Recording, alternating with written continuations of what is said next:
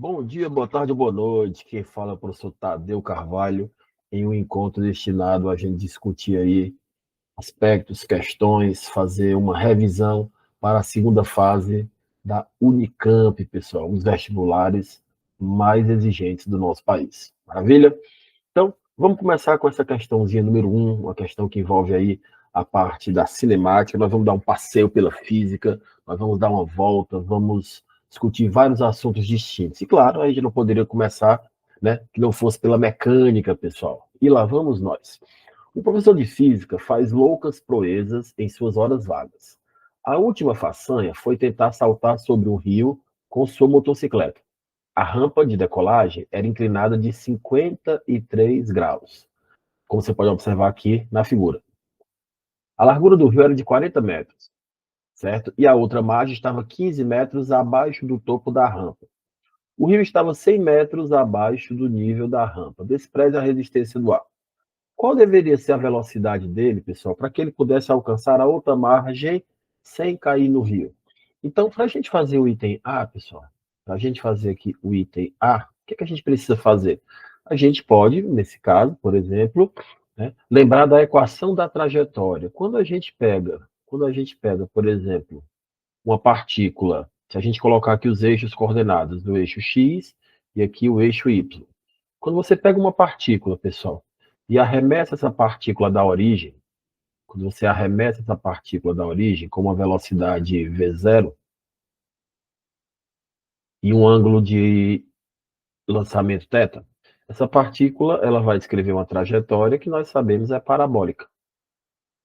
E as coordenadas de todos os pontos envolvidos, por exemplo, esse ponto tem coordenadas x e y. Perfeito? Como é que a gente relaciona essas duas coordenadas? Nós temos a equação da trajetória. A equação da trajetória, você pode deduzir, mas é uma equação tão conhecida que nós vamos utilizá-la aqui direto. Então, aqui nós temos que y é exatamente x vezes a tangente do ângulo de lançamento menos g vezes x ao quadrado dividido por 2 vezes a velocidade de lançamento ao quadrado vezes o cosseno ao quadrado do ângulo de lançamento. Então, essa é a nossa famosa equação da trajetória. Beleza? Uma das coisas mais importantes aqui, pessoal, é você perceber que, certo? O ponto de partida tem que coincidir com a origem do sistema de coordenadas. Isso significa o quê? Significa que o ponto de lançamento da motocicleta é esse ponto exatamente aqui, ó. Então, exatamente nesse ponto, o que é que você vai fazer? Você vai, né, você vai atribuir, obviamente, como se aqui tivesse um sistema de coordenadas, ó. O eixo Y aqui e o eixo X. Esses são os eixos coordenados, beleza? Isso quer dizer que a partícula, no caso a moto, né, ela vai fazer uma trajetória assim, ela vai sair daqui e ela precisa chegar exatamente nesse ponto aqui, ó. Se ela conseguir chegar nesse ponto, ela consegue, digamos assim, vencer o desafio. Quais são as coordenadas desse ponto, pessoal? Quais são as coordenadas x e y desse ponto? Se você prestar atenção, a coordenada x, ela vai ser quem? É a distância horizontal, ela vai ser de 40 metros. E já a coordenada y, ela vai ser 15 metros, mais negativos, ó, menos 15 metros. Por que menos, Tadeu? Porque ela está abaixo do ponto de lançamento. Se a partícula está acima, positivo, se ela estiver abaixo, negativo. Então, vamos pegar essas coordenadas e vamos colocar na equação da trajetória, beleza? E aí nós vamos calcular a velocidade de lançamento necessária para que essa moto consiga fazer o seu movimento. Então, vai ficar menos 15 igual a 40 vezes. Pessoal, se o ângulo é 53 graus, certo? Só para a gente se lembrar aqui, só para a gente fazer uma breve lembrança, certo? Quando a gente tem um ângulo, lembra aquele triângulo famoso, o triângulo 3, 4, 5? Quando você tem esse triângulo, pessoal, triângulo retângulo, cujas coordenadas são 3, 4 e a hipotenusa 5, esse ângulo aqui, ele é aproximadamente 37 graus, que se opõe a 3, e o ângulo um pouco maior, ele é 53 graus. Então, se você olhar para cá, quem é, pessoal? A tangente, quem são as funções trigonométricas, na verdade, de 53 graus? Bom, então daqui você conclui que o seno de 53 graus é o cateto oposto, né? É 4/5. O cosseno de 53 graus é 3/5. E, obviamente, que a tangente de 53 graus vai ser exatamente quanto, pessoal? Vai ser exatamente a razão entre o seno e o cosseno. Vai ser o cateto oposto pelo cateto adjacente, que no caso será 4/3. Então a gente volta. A tangente de θ vai ser exatamente 4/3 menos a gravidade 10. Mesmo que ele não diga, você usa 10, mas ele sempre vai dizer. E, obviamente, né, se ele mandar usar 9,8, você faz isso, né? Você usa, beleza? Mas geralmente a gente usa 10 sem problemas. Então, x, 440 ao quadrado dividido por 2 vezes a velocidade, que é o que eu quero descobrir, ao quadrado, vezes o cosseno ao quadrado, né? Bom, o cosseno deu 4/3, então você vai usar 4/3. 4/3 não, desculpa. O cosseno é 3/5, né? Cosseno de 53. Então aqui nós vamos para o cosseno, que é 3/5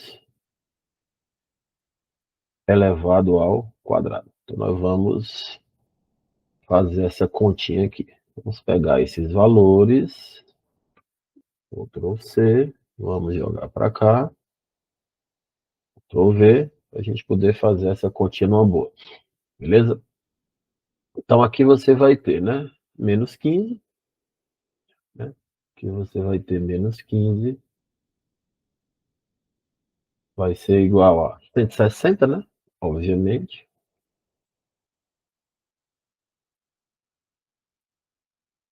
160 dividido por 3, menos, né? 40 ao quadrado é 1.600, né? Então aqui vai dar 1.600 vezes 10, dá 16.000, dividido, né? Por 2 vezes, aqui vai ficar 9 sobre 25 vezes v0 ao quadrado, né?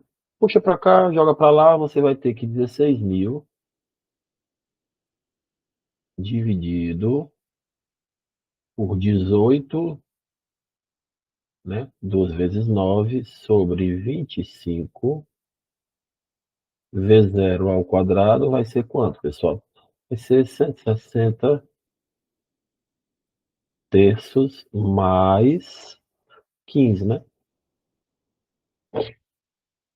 E isso daqui, 160 terços mais 15, né? 15 é 45 terços, o que vai dar 205 terços, perfeito?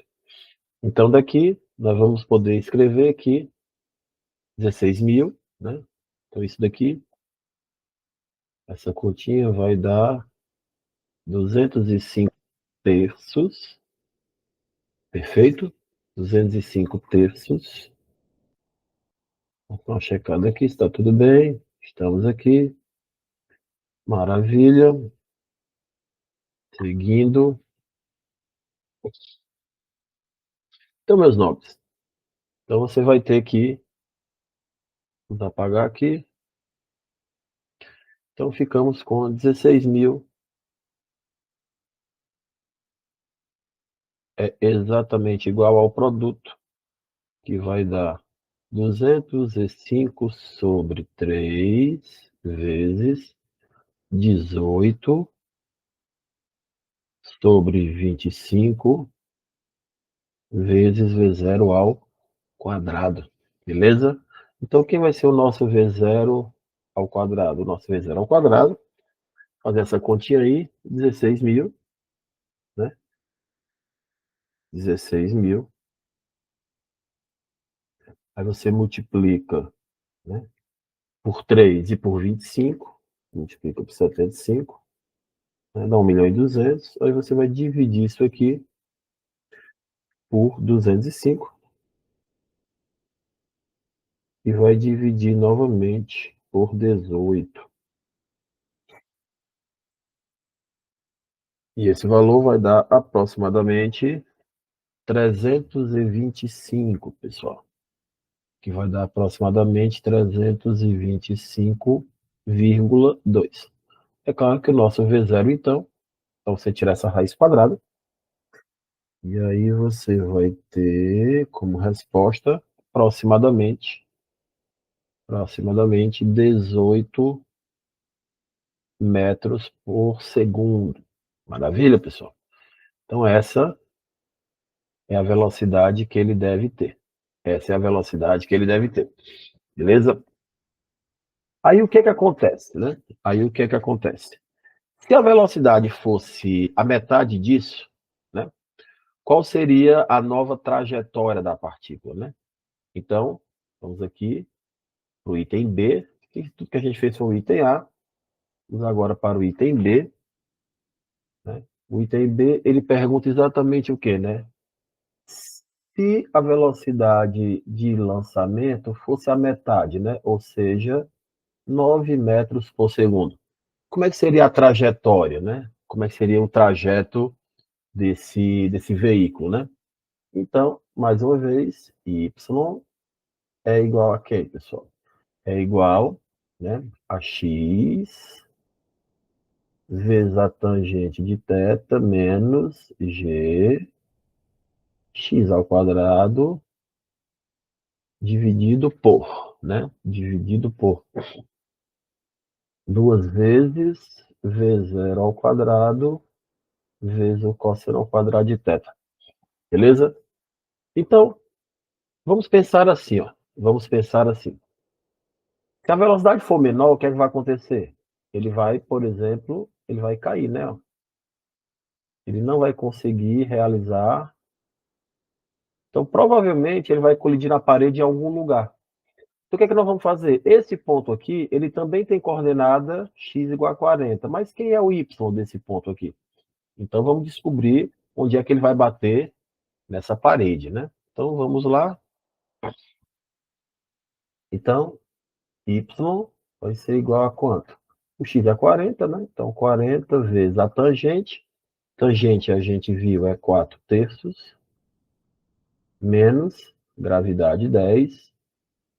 40 ao quadrado, só que dividido por 2 vezes 9 ao quadrado vezes, lembrando que o cosseno, ele é 3 quintos, não é isso? Então, você vai colocar 3 quintos elevado ao quadrado. Então, o nosso y, pessoal, nossa coordenada y vai ser quanto? Ela vai ser 160 dividido por 3 menos. Aqui em cima, 40 ao quadrado, 1.600. Continua sendo 16.000. Só que agora nós vamos dividir por 2 vezes 81, né? 9 ao quadrado, né? 3 ao quadrado é 9, dividido por 25. Beleza? Então, nosso y vai ser quanto, né? Nosso y vai ser 16. Fazer essas continhas aqui, né? Então, primeira conta aqui, o nosso y vai dar 160 dividido por 3, pessoal, dá aproximadamente 53,3 menos, né? Fazer essa outra parte aqui da conta, né? Que eu sei que é chato, mas você tem condição de fazer, né? Vezes 5, que vai dar, a gente vai dividir por 2, vai dividir por 2, 71, e também vai dividir por 9. Essa continha vai dar aproximadamente 274,3. Isso quer dizer que y, pessoal, vai ser quanto? Né? Isso aqui menos 53,3 aproximadamente vai dar negativo 221 metros aproximadamente. Isso significa o quê, pessoal? Significa, na verdade, que ele não vai bater aqui na parede, certo? Se ele vai bater na parede 200 metros abaixo, então ele vai bater na água. Então a trajetória dele vai ser exatamente essa daqui. Vai ser exatamente essa daqui. Ele vai bater nesse pontinho aqui da água. Beleza, moçada? Então essa é a nossa primeira questãozinha. Essa é a nossa primeira questão. Certo? Uma questão sobre lançamento oblíquo, onde basicamente a gente tem que relembrar como usar, certo, pessoal, a equação da trajetória. Maravilha? É importante lembrar desses elementos. Nossa próxima questão, moçada, é uma questãozinha de dinâmica, uma questãozinha de blocos, uma questãozinha clássica, certo? Sobre as forças que atuam nos sistemas. E aqui nós temos o seguinte enunciado, acompanhe comigo. Os dois blocos indicados na figura estão ligados por uma corda uniforme e pesada, com uma massa de 4 kg. Cuidado que a corda agora tem massa, pessoal, isso é muito importante. Uma força de 200 newtons é aplicada de baixo para cima, conforme indicado. Desenhe 3 diagramas do corpo livre, um para o bloco de 6, um para a corda e o outro para o bloco de 5 kg. Para cada força, indique qual é o corpo que exerce a referida força. Então, aqui no item A, pessoal, aqui no item A, nós vamos isolar os 3 elementos. Quem são os 3 elementos que vão participar aqui da nossa questãozinha? Primeiro é o bloco, né? O bloco de 6 quilos, né? Que é esse blocão aqui, que está ele, né? O bloco de 6 quilos, o bloco de 5 quilos aqui embaixo, eu vou representar aqui, e obviamente nós temos quem? Nós temos a corda, né? Eu vou representar a corda, pessoal, dessa forma aqui, ó. É como se fosse um bloco fininho, beleza? É como se fosse um bloco um pouco mais fininho. Então, esses são os elementos que nós temos presentes nessa questão, beleza? Nós temos o bloco de cima, o bloco de 6 quilos, o bloco de 5 e a corda de 4 quilos. Como é que a gente vai representar as forças que agem em cada um deles, tá certo, pessoal? Como é que nós vamos representar as forças que agem em cada um deles? Então, vamos fazer o seguinte. Vamos pegar aqui, engrossar um pouquinho. Eu vou fazer as forças em azul, tá bom? Então, aqui nós temos a primeira força que vai atuar, certo? A primeira força que vai atuar, que é exatamente a nossa força F. Nós temos aqui a força F atuando. Além dessa força F, pessoal, além dessa força F, o que é que nós podemos, com certeza, garantir? Esse cara, ele tem peso. Eu vou representar aqui o peso dele, vou representar por P1, certo?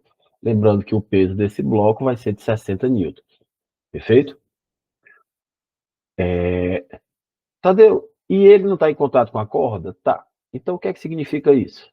Significa que esse bloco vai puxar a corda, né? Essa força nós vamos chamar de T1. E se o bloco puxa a corda puxa o bloco. Então, no bloco, nós também teremos, certo? Eu vou até colocar esse cara para cá, para não atrapalhar aqui a nossa diagramação, certo? Então, acompanha, ó. Esse bloco puxa a corda, tração T1, e é claro que a corda puxa o bloco, a mesma tração T1. Perfeito? Então, nessa extremidade de cima, a tração na corda vale T1. Tração na corda vale T1. Perfeito? É claro que a corda tem peso, né? Ela tem massa, então aqui está o peso dela, que eu vou chamar de P2. Vou representar aqui por P2, certo? E nessa região de contato, a corda vai puxar o bloco. Ora, mas se a corda puxa o bloco, aqui está a força. Essa força agora, nós vamos chamá-la de T2. Tá vendo? Quer dizer que a força que age na corda, nas extremidades dela, pode ser diferente? Pode, se ela tiver massa. Então, se a corda puxa o bloco de baixo com a tração T2, significa que o bloco puxa a corda também com uma tração T2. São pares ação e reação, beleza? Além dessa força T2, no bloco de baixo, nós teremos quem? Nós teremos exatamente o peso dele. Eu vou chamar de P3. Então, esse é o bloco 1. Aqui nós temos a corda e esse é o bloco 3. Então, estou chamando a corda de 2, beleza? Estou chamando a corda de 2. Então, essas são as forças. Essas são as forças que agem, certo? Nos 3 corpos. No bloco 1, no bloco 2, que no caso não é o bloco, é a corda, e no bloco 3. Tá certo, pessoal? Então, para cada uma dessas forças, indique qual é o corpo que exerce, né? Nós indicamos isso já, nós já fizemos isso. Nós temos o peso, todos os pesos são exercidos por quem, pessoal? São exercidos, é a força com que o planeta atrai esses corpos. Então, os pesos são exercidos pelo planeta. Essa força F, ela é exercida por um agente externo, e essas trações aqui são exercidas, certo? Então, essa tração T1, quem é que puxa o bloco para baixo? Essa tração T1 é exercida pela corda, a reação dela é exercida pelo bloco, beleza? Aqui nós temos um par ação e reação, eu vou representar aqui para vocês, que nós temos um par ação e reação, que nós também temos outro par ação e reação, beleza? Acho que fica melhor se eu representar assim. Eu vou pegar esse cara, vou puxar para cá. Vou pegar esse cara, vou puxar para cá. Eu vou puxar esse cara para cá, acho que vai ficar melhor. Então, perfeito. Acho que assim ficou melhor, certo? Então, se você prestar atenção, se você prestar bem atenção nessa figura, você vai perceber que esses dois aqui constituem um par ação e reação, né? E, obviamente, que esses dois aqui também vão representar um par ação e reação. Maravilha, pessoal? Então, aqui nós temos os 2 pares, ação e reação. Beleza? Bom, qual é a aceleração do sistema, né? Então, todos esses caras, todos esses blocos, eles vão acelerar para onde, pessoal? Né? Vamos ver aqui? Para a gente não ter dúvidas, pessoal, vamos pensar aqui. Né? Esse corpo que pesa 66 quilos, ele tem um peso de 60 newtons. Esse cara vai ter um peso de 40 newtons e esse cara vai ter um peso de 50 newtons. Quanto é que é o peso total, pessoal? O peso total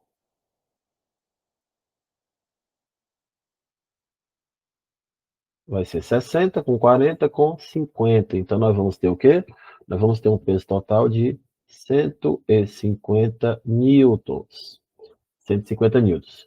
Ora, pessoal, a força F, que é aplicada para cima, ela é maior do que o peso total. Isso garante que o sistema vai acelerar para onde, pessoal? Isso aqui com certeza garante que o sistema vai acelerar para cima, né? Porque a força que age para cima é maior do que a força que age para baixo, beleza? E o que nós vamos fazer agora? Agora nós vamos escrever, certo? As equações dinâmicas de cada um desses corpos, perfeito? Então vamos aqui para o corpo 1. Para o corpo 1, vai ficar como? Vai ficar, se você olhar aqui para o corpo 1, né? Se você olhar aqui para o corpo número 1, certo? Se você olhar aqui para o corpo número 1, acho que dá para a gente... A conclusão aqui é tranquila, então vamos lá. Quem é a equação, né? Quem são as equações dinâmicas, pessoal? As equações dinâmicas, elas são a segunda lei de Newton, que é massa vezes aceleração, representa o quê? Representa a soma das forças, beleza? Então, se eu aplicar no corpo 1, o que é que eu vou ter? Então, lembre-se que está todo mundo acelerando para cima. Todos os corpos vão acelerar para cima. E com a mesma aceleração, né? Então, o que é que eu vou poder escrever? Quem é a equação do corpo número 1? A equação do corpo número 1, ela vai ser o quê? Ela vai ser a massa, né? Ela vai ser a massa do corpo 1 vezes a aceleração, vai ser igual a quem? Vai ser F menos o peso 1 menos a tração T1. Né? Essa é a equação do corpo 1. Corpo 2. O corpo 2, no caso, é a corda, né? Então, você vai ter que a massa da corda vezes a aceleração vai ser quem? No caso, você vai ter a tração T1 menos o peso da corda menos a tração T2.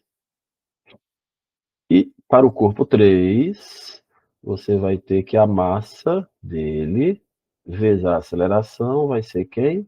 Vai ser exatamente a tração T2 menos o peso dele, P3. Menos o peso dele, P3. Maravilha? Então, se você pegar essas equações e somar essas equações, o que é que vai acontecer, pessoal? O que é que vai acontecer se você somar essas equações? Se você somar essas equações, o que você vai obter é que a massa 1 mais a massa 2 mais a massa 3, tudo isso multiplicado pela aceleração, isso vai ser igual a quem? Isso vai ser igual à força F menos, né? A tração T1 simplifica, a tração T2 também simplifica, então fica P1 menos P2 menos P3. Ou seja, quanto é a soma das massas aqui? 6 mais 4 mais 5 dá 15. Então vai ficar 15 vezes a aceleração. Vai ser igual a quem, pessoal? Vai ser igual a força F, que é 200, menos o peso total, né? Que é a soma dos três pesos. E quanto é o peso total? Né? 60 com 40 dá 100, 150. Isso quer dizer que a aceleração vai ser quanto? A aceleração vai ser 50 dividido por 15. Dá para simplificar por 5, né? Então você vai ter 10 terços.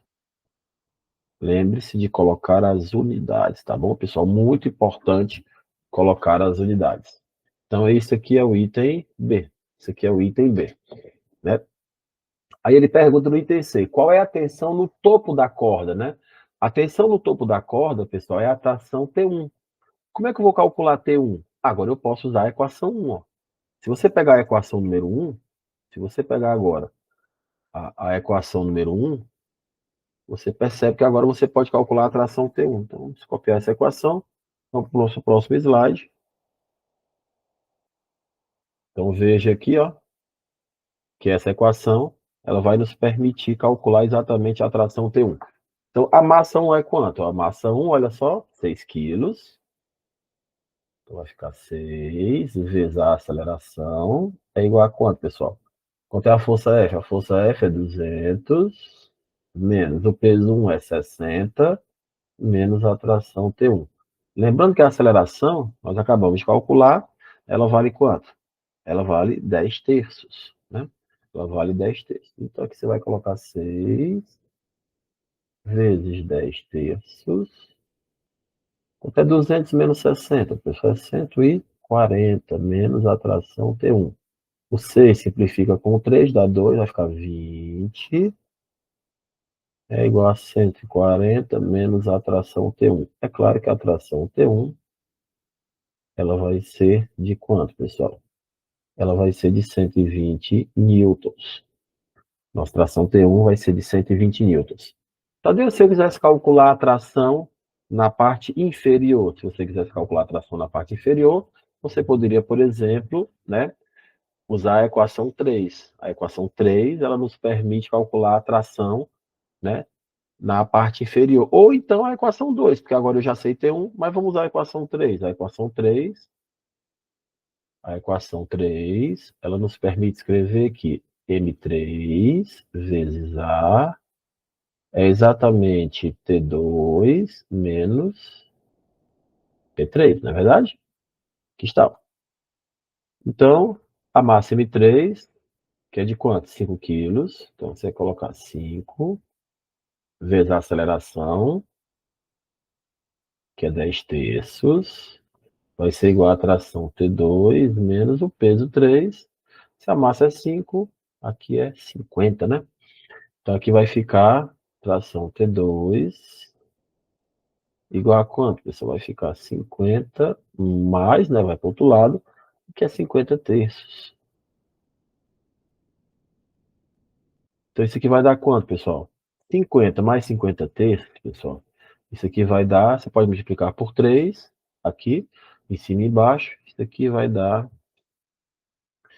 3 por 1, dá 3, vai ficar 150 mais 50. Isso aqui vai dar, aqui vai dar 200 terços, pessoal. Isso aqui vai dar 200 terços. Aproximadamente 67 newtons, aproximadamente, certo? Mas veja que ele não quer a tração na parte de baixo, ele quer a tração no meio da corda. Então, no meio da corda, quanto é que vai ser a tração, certo? Então, eu posso mostrar para vocês, pessoal, que essa tração ela vai ser linear. Como assim linear? Veja que a tração lá em cima, ela valia quanto? A tração T1. A tração T1 nós calculamos e ela deu quanto, pessoal? Ela 120. E aí ela reduziu até quanto? Até 67. Então, a tração ao longo da corda, ela vai diminuindo linearmente, pessoal. Isso quer dizer que você pode construir uma espécie de um gráfico. Você pode construir uma espécie de um gráfico. Esse gráfico mostra como é que a tração varia ao longo do comprimento da corda. E esse gráfico, ó, de 0 até essa posição aqui, que é o tamanho da corda. Quanto é o tamanho da corda, pessoal? Vamos aqui. O tamanho da corda, né? Ele não falou nada, a gente pode chamar de L, né? A gente pode chamar de L. Então, o que é que vai acontecer? O tamanho da sua corda, ele vai fazer isso aqui, ó.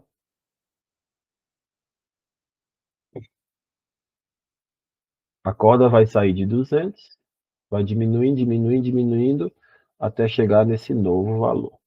Até chegar nesse novo valor aqui. Então, a gente começou com 120, né? Obviamente. A gente começou com 120 newtons. E na outra extremidade aqui, ó, olha só, vamos colocar dentro do corpo para destacar que aqui nós vamos ter uma tração de quanto, né? Fazer assim.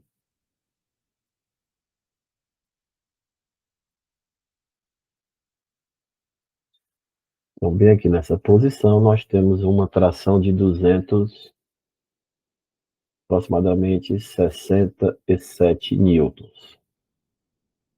Isso quer dizer que no ponto médio, pessoal, que é esse ponto bem aqui assim, ó, L sobre 2, a tração ela vai ser quanto? Ela vai ser a média aritmética. Então, a tração no ponto médio, né?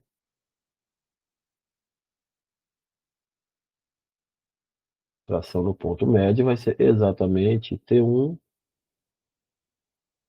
mais T2 dividido por 2. Isso aqui vai dar 120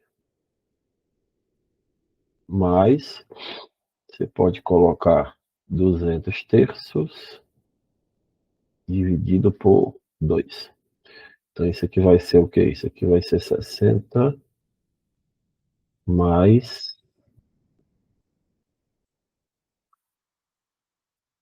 100 terços. 100 é aproximadamente 33, né?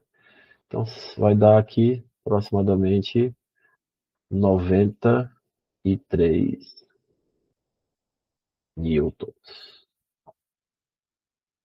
Claro que isso é aproximadamente. Maravilha, moçada. Show de bola. Então veja só que questão interessante, questãozinha bacana, certo? Que questão legal, uma questão diferente, porque é uma questão em que a corda ela tem massa. Então lembre-se, pessoal, quando uma corda, isso é muito importante, ó, quando uma corda não tiver massa, certo? A tração ao longo dela, a gente pode considerar constante. Agora, quando uma corda tiver massa, a tração ao longo do seu comprimento, ela pode mudar. E normalmente vai mudar. Tá certo, pessoal? Ela vai mudar, beleza? Então, isso é a nossa questãozinha, certo? Número 3, a questãozinha de dinâmica. E agora vamos para mais uma questãozinha. E aqui nós vamos falar da parte de energia, pessoal, que é um tópico extremamente importante. Questãozinha número 5 do nosso material, do nosso TC de véspera aí, para a segunda fase da Unicamp. Beleza? Acompanhe aí conosco. Acompanhe aí conosco. Em imposto para carga de caminhões do correio, um pacote de 0,200 quilos é liberado do repouso no ponto A, que está exatamente o ponto A, sobre um trilho com forma de 1/4 de circunferência, de raio 1,60 metros. O tamanho do pacote é muito menor do que 1,60 m, de modo que ele pode ser considerado como uma partícula, ou seja, um ponto material. Ele desliza para baixo ao longo do trilho, então ele vai deslizando por aqui, nesse caminho, perfeito? E atinge um ponto B com a velocidade de 4,8 metros por segundo. Depois de passar pelo ponto B, ele desliza uma distância de 3 metros, né? Até parar completamente no ponto C. Letra A. Qual é o coeficiente de atrito cinético entre o pacote e a superfície horizontal? Né? Como é que a gente faz isso? Então, se você prestar atenção, pessoal, para a gente fazer o item A, a gente vai escrever o seguinte. O que é importante você perceber que está acontecendo aí? Ó? Você tem um chão, certo? Você tem um chão, e esse chão ele é áspero. Como esse chão é áspero, o que é que eu posso garantir para vocês? Eu posso garantir para vocês que esse bloquinho, ele começa com a velocidade V0, né? Ele começa com a velocidade V0. Isso é exatamente o que acontece no ponto B. Ele chega com velocidade. Essa velocidade ela é de quanto, pessoal? 4,8 metros por segundo. Então, essa velocidade é de 4,8 metros por segundo. E é claro que por causa do atrito, esse bloco ele vai ser desacelerado. Ele vai desacelerar e ele vai parar completamente. E ele vai parar completamente no ponto C. Então, aqui a velocidade dele será 0. E é claro que ele vai percorrer uma distância. Beleza? Para a gente determinar o coeficiente de atrito, a primeira coisa é descobrir essa aceleração. E como é que a gente faz isso? Certo? Aqui nós temos exatamente, pessoal, um movimento uniformemente variado, aceleração constante. Então vamos à equação de Torricelli. Mas se você usar a equação de Torricelli, você vai perceber o seguinte. Você vai perceber exatamente o seguinte. Aqui nós temos a distância entre esses dois pontos. Nós temos a distância entre os dois pontos, que é exatamente o deslocamento da partícula. Então, a velocidade final ao quadrado é a velocidade inicial ao quadrado mais 2 vezes a aceleração vezes o deslocamento da nossa partícula. A velocidade final é 0, a velocidade inicial é 4,8, certo? Ao quadrado, mais 2 vezes a aceleração, e ele percorre uma distância de 3 metros. Então, essa aceleração ela vai ser de quanto, pessoal? Ela vai ser negativa, apenas para indicar que o movimento é desacelerado, certo? E o valor dessa aceleração vai ser 4,8 ao quadrado, 4,8 ao quadrado dividido por 6. Então, você vai ter aí 4,8, né? Ao quadrado vai dar 23,04. Se você dividir isso aí por 6, você vai obter uma aceleração de 3,84 metros por segundo ao quadrado. Mas veja que não é isso que ele quer. Veja que não é isso que ele quer. Mas uma coisa é importante, durante esse movimento, Durante esse movimento, pessoal, o que é que eu posso garantir? Quais são as forças que agem no nosso bloco, né? Quais são as forças que atuam nesse bloquinho? Então, à medida que esse bloco se desloca, nós temos a força peso, nós teremos a força normal e nós teremos o atrito cinético se opondo ao movimento. Lembre-se que, nesse caso, o movimento ele é para a direita. O movimento desse objeto, a velocidade que ele tem é para a direita, né? E aí você vai ter a normal, você vai ter o peso e você vai ter a força de atrito, que é cinética. A normal simplifica o peso e a resultante, que no caso seria a massa vezes a aceleração, é exatamente a força de atrito cinético.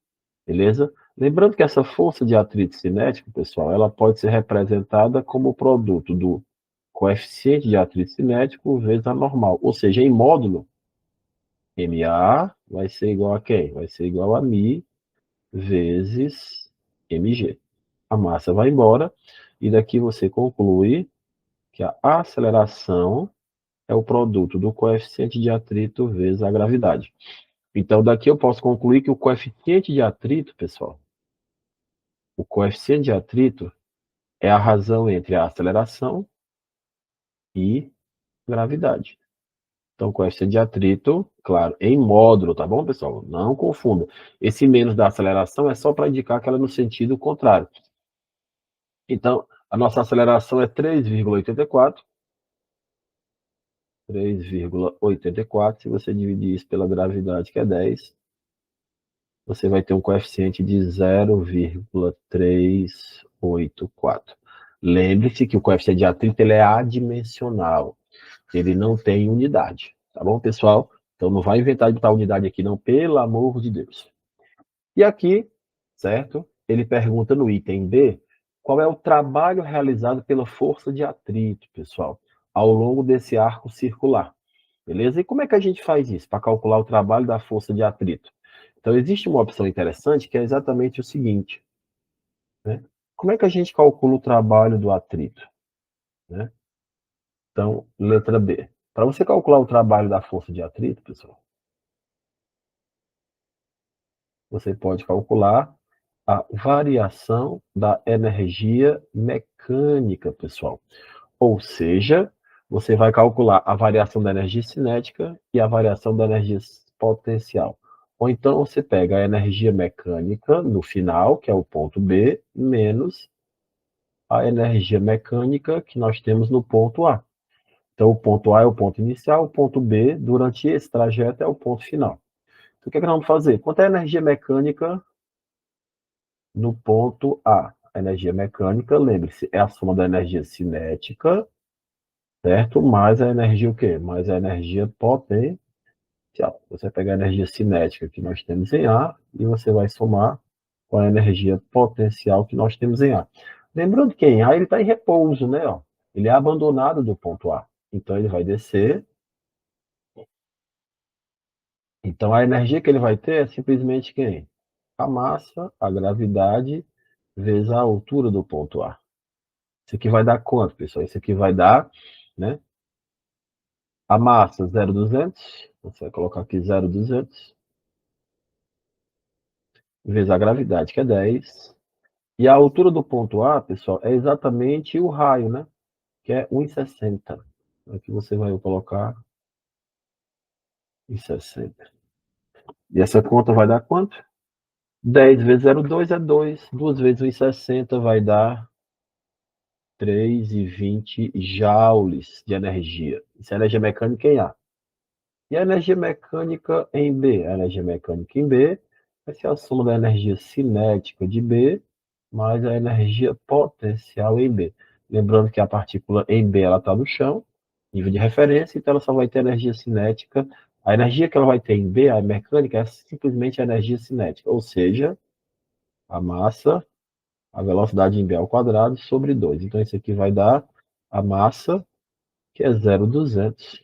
A velocidade, se não me falha a memória, vamos olhar aqui, velocidade de 4,8 metros por segundo, você vai colocar 4,8 ao quadrado, tudo isso dividido por 2. Essa continha vai dar quanto, pessoal? Desculpa. E lá vamos nós. Então, 4,8 ao quadrado. Desculpa mais uma vez. Então, 4,8 ao quadrado multiplicado por 0,2 dividido por 2. Isso aqui vai dar aproximadamente 2,30, pessoal. Aproximadamente 2,30 joules de energia. Dá 2,304, né? Mas eu vou desprezar essa quantidade. Então, quem vai ser o trabalho? Então, logo, o trabalho do atrito, ele vai ser de quanto, pessoal? Ele vai ser a diferença, né? Lembrando que é o final, 2,30 menos 3,20, isso aqui vai dar menos 0,90, não é isso? Lembrando que a unidade é joule. Lembrando que a unidade aqui é joule. Maravilha, pessoal? Então, nós vamos encerrando aqui esse primeiro momento. Beleza, pessoal? Para a aula não ficar muito longa, mas a gente vai ter um outro momento em que a gente vai dar sequência em outras questões. Maravilha? Aquele abraço. Fiquem em paz, fiquem com Deus e até já já na continuação dessa aula. Maravilha? Fiquem em paz, fiquem com Deus e até já. Valeu!